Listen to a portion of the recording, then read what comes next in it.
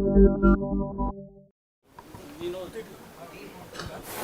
know that you are a good orator like your dad, but the key words of our talk, Sarvodaya, Panchajanya, free education, free health coverage, farmer welfare, and social justice, Janji, prosperous Janji, and senior citizen friendly, and lastly, emotionally motherly touch, Kavithamma. So I want to ask you my first question before we go to them. What you criticized your dad with so harsh words. What led to the deep divide? అంత అగాధం ఎందుకు ఏర్పడింది మీకు మీ నాన్నకి?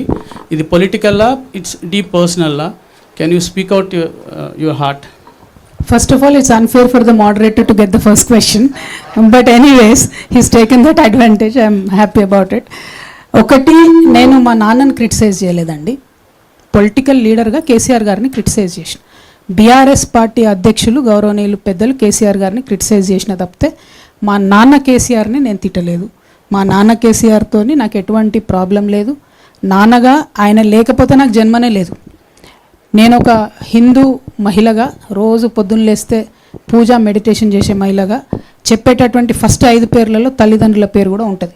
తల్లిదండ్రులతో నాకు ఎటువంటి సమస్య లేదు. బీఆర్ఎస్ పార్టీ అధ్యక్షులు కేసీఆర్ గారితో ఖచ్చితంగా నాకు ఐడియాలజికల్ విభేదాలు ఉన్నాయి. మొన్న విమర్శించిన, రేపు కూడా విమర్శిస్తా తప్పు చేస్తే. నేను తప్పు చేస్తే అట్లనే బీఆర్ఎస్ పార్టీ వాళ్ళు కూడా నన్ను విమర్శించవచ్చు. నేను వ్యక్తిగతంగా ఒక మాట కూడా అనలేదు. బీఆర్ఎస్ పార్టీ ఫస్ట్ వచ్చినటువంటి ప్రభుత్వంగా వారు కొన్ని పనులు చేసి ఉంటే తెలంగాణకు బాగుండేది. ఆ పనులు చేయకపోవడం వల్ల ఏమైంది? ఒక కాన్సెప్ట్ ఉంటుంది సుధాకర్ రెడ్డి గారు, లాస్ట్ ఆపర్చునిటీ కాస్ట్ అంటారు దాన్ని. If you lose an opportunity, ఒక అవకాశాన్ని మీరు వదులుకుంటే దానివల్ల వచ్చే నష్టం. తెలంగాణలో తొట్టతొలి ప్రభుత్వంగా ఏర్పడ్డటువంటి బీఆర్ఎస్ ప్రభుత్వం ఏదైతే కృష్ణా గోదావరి నదుల నీళ్లను కరెక్ట్గా వాడుకొనగలిగి ఉంటే మన రైతన్నలకు వారు అధికారంలో ఉన్న 10 సంవత్సరాలలో 2,50,000 కోట్ల రూపాయల సంపద డైరెక్ట్గా రైతులకు అందేది. కృష్ణా నీళ్ళు వచ్చుంటే మన పొలాలకు, గోదావరి నీళ్ళు వచ్చుంటే 1,21,000 కోట్లు కేవలం ఈ 2 ప్రాజెక్టులకు పెట్టిండ్రు. ఏది? కాళేశ్వరం, అట్లానే పాలమూరు రంగారెడ్డి. 1,21,000 పెట్టి 2 ప్రాజెక్టులు కడితే ఇచ్చింది నీళ్ళు ఎన్నిటికీ అంటే 1,00,000 ఎకరాలకు ఇచ్చారు. నేను దాన్ని క్రిటిసైజ్ చేసిన. బీఆర్ఎస్ పార్టీ అధ్యక్షుడిగా ఖచ్చితంగా వారిని క్రిటిసైజ్ చేసిన, ఇవాళ చేసిన, రేపు కూడా చేస్తాను. ఎందుకంటే ఆ last opportunity cost only for farmers is 2.5 lakh crores. ఆ సంపద డైరెక్ట్గా మా రైతన్నల జేబులకు పోయేది, అది పోయింది.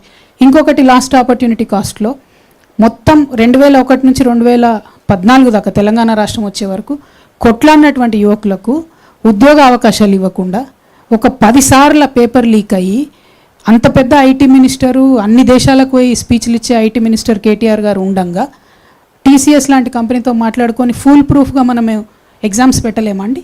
టోఫెల్ పెట్టడంతో మాట్లాడుకొని పెట్టలేమా? జిఆర్ఈ పెట్టడంతో మాట్లాడుకొని పెట్టలేమా? ఎట్లా ఫెయిల్ అవుతుంది? మన గ్రూప్ 1 ఎందుకు ఫెయిల్ అవుతుంది? 10th క్లాస్ పరీక్షల పేపర్ ఎందుకు లీక్ అవుతుంది? ఆ ఫెయిల్యూర్ వల్ల ఇప్పుడు ఏమైంది? ఇవాళ రేపు ఉన్న ఫాస్ట్ జనరేషన్లో ఎవ్రీ 7 years కొత్త జనరేషన్ వస్తుంది. 10 years లేదు ముందులాగా. అంటే తెలంగాణ రాష్ట్రం వచ్చినాక ఫస్ట్ 10 ఏళ్ళు, ఇప్పుడు ఈ కాంగ్రెస్ ప్రభుత్వంలో వచ్చిన 2.5 years చూసుకుంటే 2 generations ఉన్న పిల్లలు లాస్ అయినరు. మీ అందరికీ తెలుసు, ఒక్క గవర్నమెంట్ ఉద్యోగం కోసం 1,00,000 మంది రాస్తారు దానికి ఎగ్జామ్.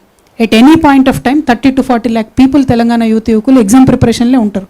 మరి వాళ్ళందరిది లాస్ట్ ఆపర్చునిటీ కాస్ట్ కాదా? వాళ్ళ జీవితంలో వాళ్ళు కోల్పోయిన ఉద్యోగాలు, వాళ్ళు కోల్పోయిన అవకాశాలు, వాళ్ళ కుటుంబ సభ్యులు పడ్డ ఇబ్బందులు, ఆ లాస్ట్ ఆపర్చునిటీ కాస్ట్ అనేది ఖచ్చితంగా బీఆర్ఎస్ ఖాతాలోకే పోతుంది. కాబట్టి బీఆర్ఎస్ అధ్యక్షుడు కేసీఆర్ గారిని నేను విమర్శించిన తప్పితే నేను మా ఫాదర్ కేసీఆర్ గారిని విమర్శించలేదు. పొలిటికల్ లీడర్ కేసీఆర్ గారిని విమర్శించినాను, రేపు కూడా విమర్శిస్తాను.